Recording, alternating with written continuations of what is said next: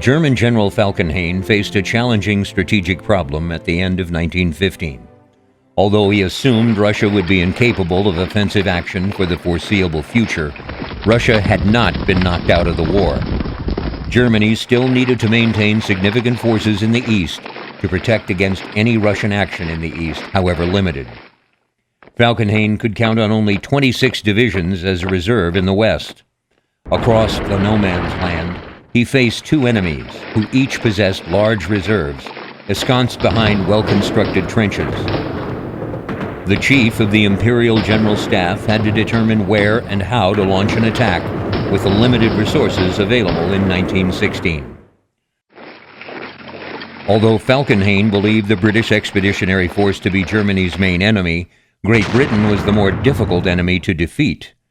Falkenhayn felt that they occupied a defensive position with the highest concentration of troops anywhere on the Western Front, and this position could not be assailed with the forces at Germany's disposal.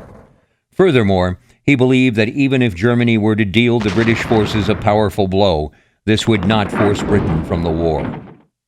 Despite these difficulties, General Falkenhayn felt that Germany could, in 1916, convince Britain that it would never defeat Germany. In order to accomplish this, he planned to strike the British Isles sea lifeline by unleashing unrestricted submarine warfare. As he struck a hard blow to the British belly, he also planned to knock England's best sword out of her hand by delivering a crushing blow to France and destroying the French soldiers' will to fight. On the 3rd of December, Falkenhayn apprised the Kaiser of the state of the planning for operations in 1916. General Oberst Hans von Plessen recorded the meeting in his diary. General von Falkenhayn rolled out for His Majesty a serious picture of the situation, with the conclusion that to carry the war to its end, an attack in the west, where all available strength has already been collected, should be attempted. It is to be then that the Entente will attack us in the west, and thereby bleed themselves white. Although his ideas were not clearly defined in early December, Plessen's diary entry indicates that by this point, Falkenhayn had contrived the notion that the French must be forced to attack the German positions, thereby throwing successive waves of reinforcements into a German meat grinder. He intended to attack the French at the one location where they would be forced to respond immediately with a counterattack. That location was the fortress city of Verdun, a symbol of French national pride. In 1914, before the Battle of the Marne, Verdun had stood like a rock against repeated German assaults. If it had fallen, Paris, even the war, might have been lost. It was the hinge of the whole Allied line. At first glance, Verdun's defenses looked formidable. Almost completely encircled by ridges and hills on both banks of the Meuse River, Verdun was protected by a ring of forts, 20 large and 40 small ones. The strongest cornerstone of them all was Fort Douaumont, perched on a 1,200-foot height northeast of the city on the right bank. However, the strength of the forts was illusory. Many of the guns had been removed by the French General Headquarters to provide extra firepower for the autumn offensives the previous year. By 1916, over 200 guns had been removed. On December 8th, Falkenhayn had a long discussion with Generals Tappan and Wild about an attack on the forts at Verdun. An attack on Verdun had several advantages. First, the area was well served by several rail lines and could be enhanced by the construction of several spur lines for transporting supplies and heavy rail artillery to frontline troops. Second, the fortress of Verdun sat at the center of a salient which could be dominated by the German guns. General Lieutenant Adolf Wild von Hohenborn recorded in his diary the advantage this would give.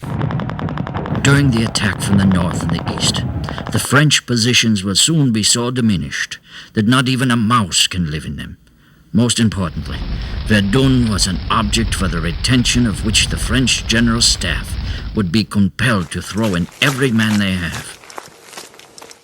The offensive would be conducted by the German Fifth Army under Crown Prince Wilhelm, the heir to the throne, thus ensuring the Kaiser's support.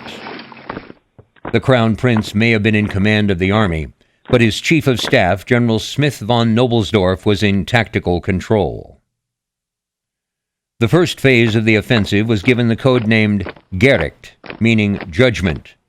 Falkenhayn's directive to the Fifth Army was to mount an offensive in the direction of Verdun. But there was no mention in this communique about capturing the city. But the Crown Prince Wilhelm had other ideas. The objective is to capture the fortress of Verdun by precipitous methods. It was this discrepancy in interpretation that was to cost Germany dearly. Several points were critical to the success of the plan. First, the Germans had to retain sufficient reserves to meet the expected relief offensive. Second, they had to keep sufficient forces to launch a counteroffensive once the French forces had worn themselves out in their relief offensive. And finally, Falkenhayn's plan for 1916 relied upon the enemy doing exactly what Falkenhayn wanted.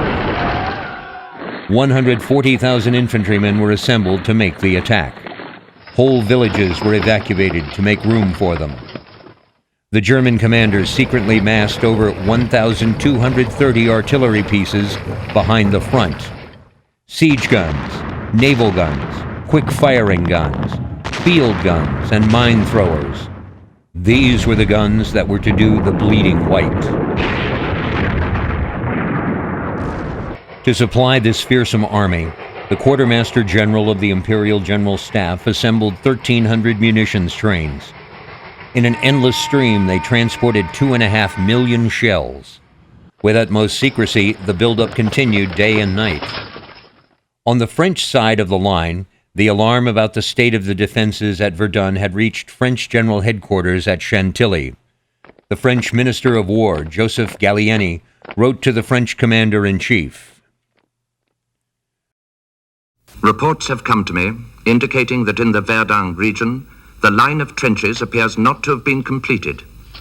Should the enemy break through, not only would your responsibility be involved, but also that of the entire government. Joffre replied, "Nothing justifies the fears which you express in your dispatch." As preparations continued, German planes patrolled the forward areas in strength, ready to pounce on any French reconnaissance plane that might venture across the lines. The Imperial Air Corps had complete air superiority. They had assembled the greatest concentration of air power ever employed in war so far. 168 planes at Verdun and a large number of observation balloons. Now, even Joffre became apprehensive. Our minister to Denmark telegraphed that a German offensive was being talked about. This was immediately confirmed by news from Switzerland of the concentration of 400,000 men in the region of Verdun. A regiment of engineers was immediately sent to Verdun to strengthen the defenses on the east bank. With every tick of the clock, time was running out for the poorly prepared and outmanned French. German troops continued to pour into their forward trenches, the starting point for the grand offensive. By the thousands they came, the best troops in the German army, veterans hardened by 2 years of trench warfare. 24 hours before D-Day, all was ready. The troops now only had to wait for Judgment Day. Germanic efficiency had accounted for every eventuality, everything but the weather. Gales, rain, and blizzards forced Falkenhayn to delay the assault scheduled to start on February 12th for 9 days. 9 days of trying to hide 1 million battle-ready men, the massed artillery, and mountains of ordnance from air reconnaissance, to hide from French patrols, and pray that talkative deserters did not give the plan away. 9 critical days for the French to bring in 2 more divisions of veterans, in hopes of stemming the German storm about to break on Verdun.